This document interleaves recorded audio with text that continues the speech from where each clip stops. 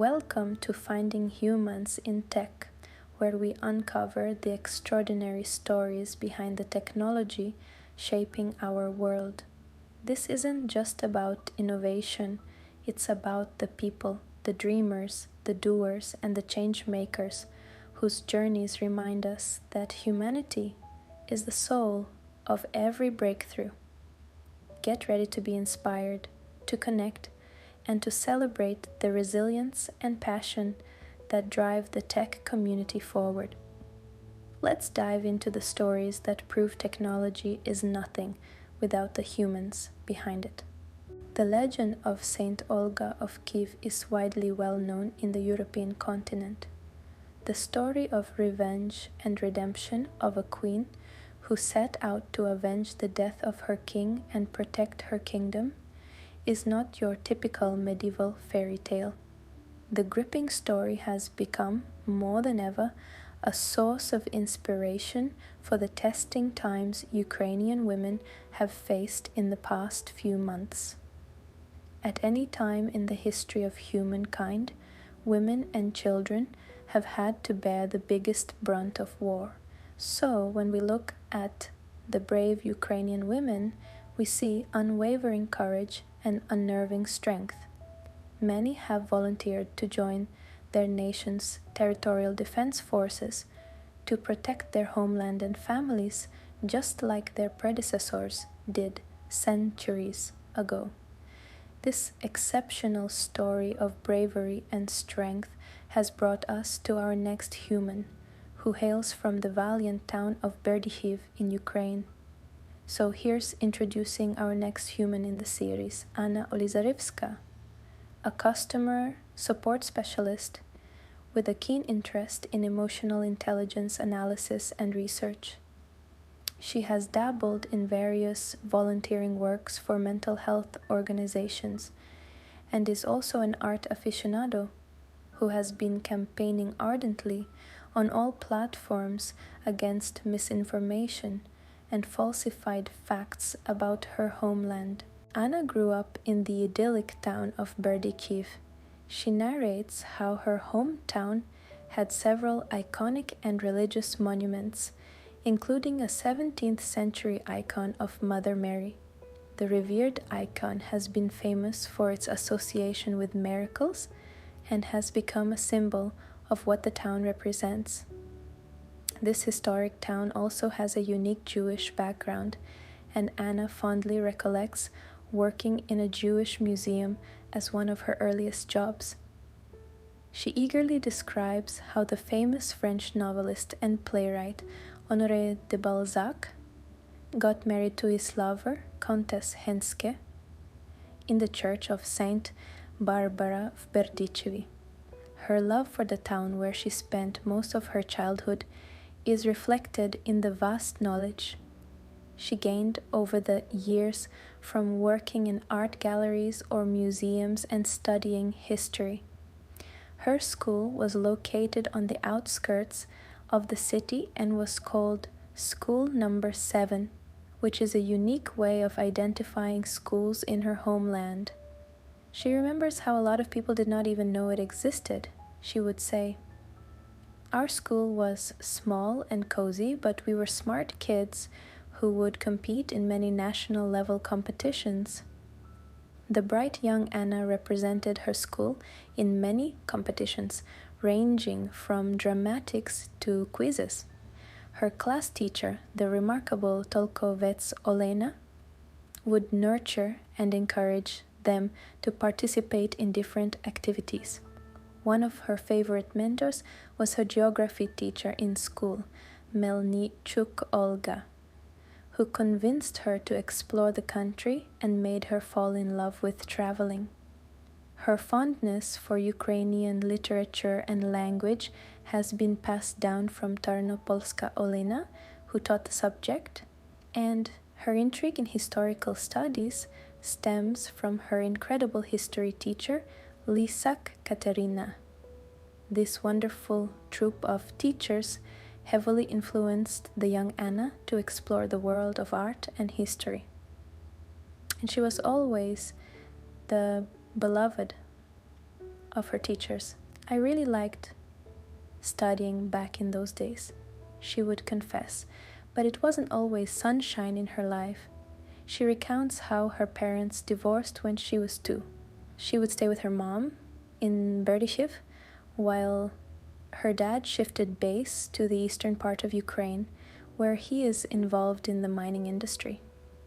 Her mom would work various odd jobs to take care of the family, and her doting grandparents, Olga and Viktor, would try their best to fill their home with laughter and warmth. Her grandparents had a unique love story of their own.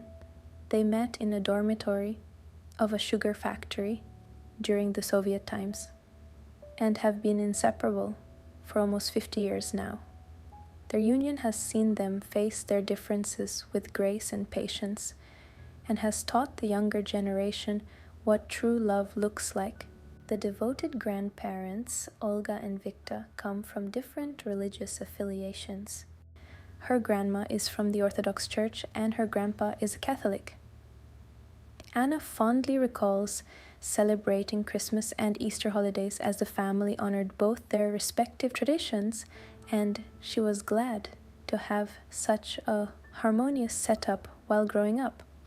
I was happy to celebrate both holidays as I would get a lot of presents, she admits. She remembers holidays vividly in her grandparents' home near a river with lots of free space for kids to run around.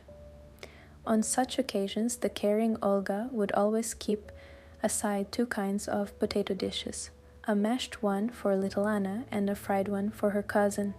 She recalls giving short performances of singing or dancing for her grandparents and getting rewarded with coins.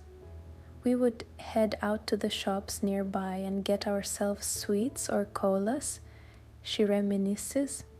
It was indeed the best childhood she could ever have. Her university days expose her to a new environment far away from her idyllic hometown. She recalls how the initial days were hard, being so far away from family and friends. She had applied to the National University of Kyiv Mohila Academy, which had quite a low acceptance rate on the insistence of her beloved babusia Olga.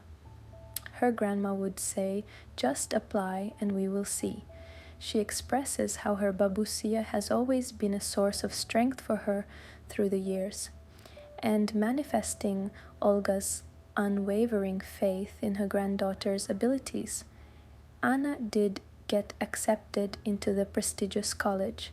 As an 18-year-old, she recalls how clueless she was in choosing the subjects she wanted to major in.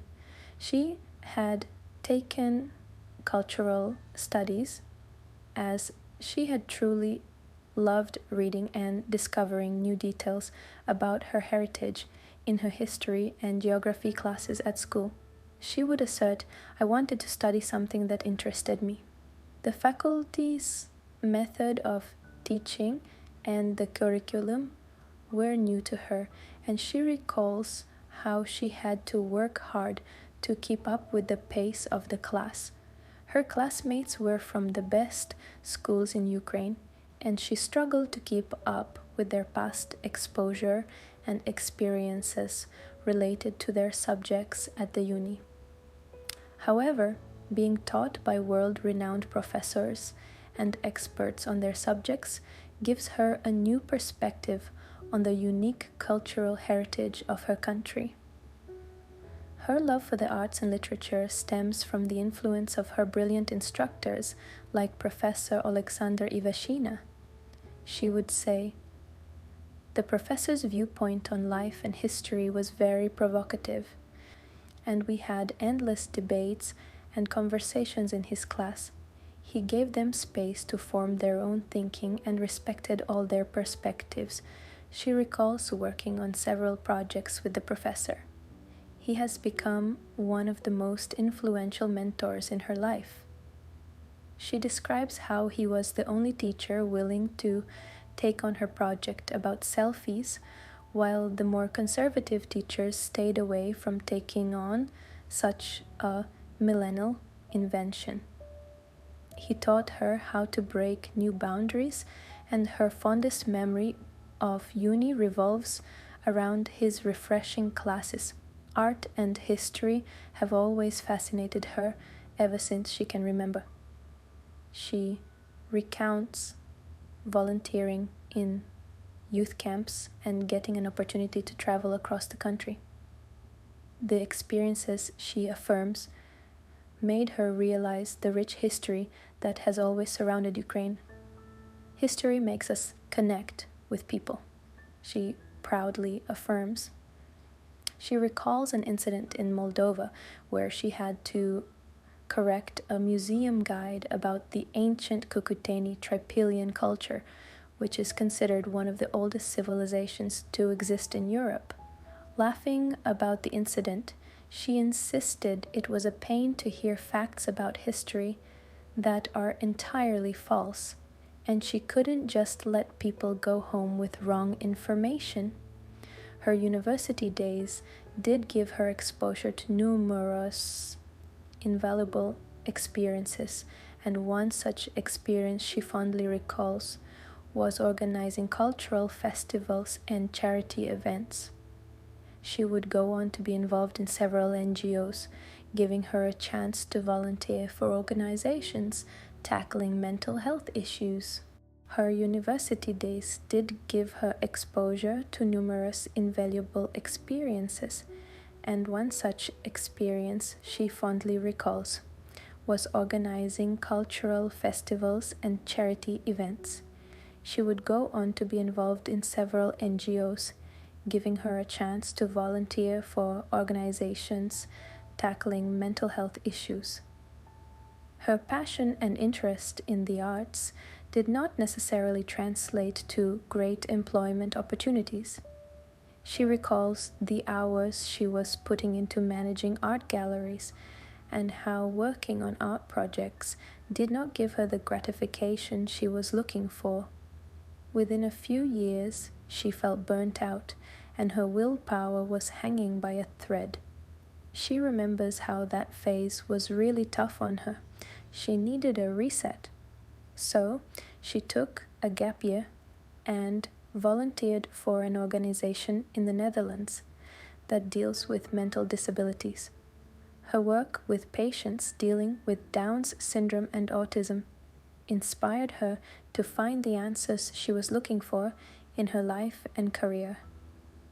Anna was, at that phase, determined to find a career she would be interested in for the rest of her life. She would say, "Our work takes a huge part of our lives. I wanted to do something that motivated me." The tech industry was something that always fascinated her. Her educational background in arts limited the roles she could apply for, but it didn't stop her from applying for several opportunities and jobs requiring limited technical skills. In those uncertain times, her family's unwavering faith in her would keep her spirits up. The wise Olga would tell her, "Захочешь, будешь. If you want to be, you will be." She recalls reading up about computer science and various technologies till the wee hours of the morning to crack her first job interview.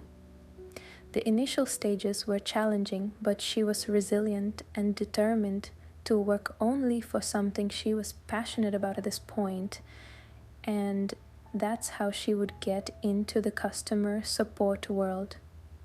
Customer support services is a unique domain in the tech world that involves regularly interacting with users or customers of products and services. She describes how important it is sometimes to know how to handle tricky situations and learn to see the bright side of things. She would say, "People are unpredictable. You never know how tomorrow will be." That's where she would find her passion for research in emotional intelligence, EQ, which has become an indispensable topic in the booming tech industry. This domain is one area in tech she would love to explore more in the future, as the field of artificial intelligence continues to grow in leaps and bounds. She would express, "I believe that technology has to work for humanity, not against it." She firmly believes in advocating for tech to help humans rather than creating weapons to destroy each other. The tech space has led her to meet wonderful mentors such as Sofia Tovstolis, who represents the increasing number of women tech leaders in her homeland. Anna explains how these wonderful educationists like Sofia are navigating a space heavily dominated by one gender and making a mark in their unique way. Being a proud feminist, she describes how tackling the sexist world is still a task, and how toxic masculinity has to go in the times we live in. The various issues in the tech domain have made her realize how important it is to stand up for equality and representation. She would advise, we need to believe in ourselves more. War in the 21st century is no longer limited to conventional ideas of warfare. It has become more complicated, and cyber warfare is redefining the meaning of war in our increasingly complex technological world. She would confess how her background in history and her knowledge of the Van Rus have helped her to be a part of a team that tackles propaganda and misinformation about her country. War isn't just limited to the battlefields anymore, she would say. We are all trying to do our part in our way. Everybody that she knows has been volunteering in different ways. Some have opted to join the territorial defense, while others have joined the IT army. Each of them tries to contribute to their abilities to defend a country they have known their entire lives. Her role, as she describes it, is the war on misinformation, and she has been bravely campaigning on several digital platforms to bring out the truth about her homeland. She recalls being invited to speak on Australian radio stations, Brazilian TV shows, some blogging sites, and various YouTube channels. Some of them have been broadcast to 7 million viewers, and she admits it has been an intense global campaign to bring out the facts and truth about what Ukrainians are fighting for. We all have unique battlefields to fight in our lives, she explains. She recalls how the tech space in Ukraine was thriving before the war started. Her homeland had been one of the flourishing breeding grounds for startups and new inventions. Some of the famous startups that have come out of this nation include Preply, GitLab, Grammarly, and Ajax Systems, to name a few. And this promising tech ecosystem has immensely helped the country defend itself in cyberspace. The one-of-a-kind Ukrainian Ministry of Digital Transformations has shown the world the importance of technology in governance. Its successful digital defense projects have thrown light on how the world needs reformation in cybersecurity. Being raised by a strong-willed single mother who, with her quiet assurance, made Anna feel like she could do anything, they had created a world they could call their own. The resilient Ludmila had finally set up her own kindergarten school and returned to her love for teaching.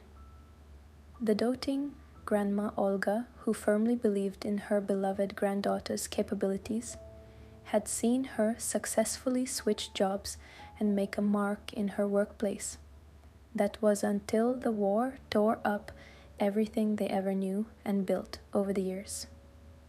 She sadly exclaims, "We will do whatever it takes to rebuild our nation." She lives in the hope that someday they will get to rebuild all that they have lost. It's a hope shared by millions across the globe who have found their homes destroyed in a war that they didn't choose to be a part of. The legendary Ukrainian feminist writer, activist, and poet Lesia Ukrainka beautifully wrote about the importance of having hope in her famous poem Contra spem spero, which can be loosely translated as Against all hope I hope. An excerpt from the poem Contra spem spero by Lesia Ukrainka. On this poor indigent ground I shall sow flowers of flowing colors. I shall sow flowers even amidst the frost, and water them with my bitter tears. And from those burning tears will melt the frozen crust, so hard and strong. Perhaps the flowers will bloom and bring about for me a joyous spring. Unto a winding, flinty mountain shall I bear my weighty stone, yet even bearing such a crushing weight, will I sing a joyful song. Sometimes wielding guns for protection, sometimes providing solace to people who have lost loved ones and children who have separated from their families. Sometimes volunteering to feed thousands who have become homeless. Sometimes sitting in front of their computers tackling a world of misinformation and cyber attacks. Sometimes nursing wounds of brave soldiers and civilians caught in the war zone, and sometimes quietly wiping off their tears as they bury people close to their hearts. This is their reality. This is their battlefield. Like a medieval princess had shown them the way centuries ago to fight for what you love. There is no stopping the brave Ukrainian women from fighting for their truth and freedom. Contra spem spero, a hope against all hope. As we wrap up this episode of Finding Humans in Tech, remember this. Behind every line of code, every groundbreaking innovation, and every bold idea is a human story, full of passion, resilience, and the courage to dream. These stories remind us that technology isn't just about machines, it's about the heartbeats that make them meaningful. Subscribe, like, and share our channel, and keep on joining us in this journey of discovery and connection. Until next time, keep dreaming, keep innovating, and always keep shining the light. See you next time.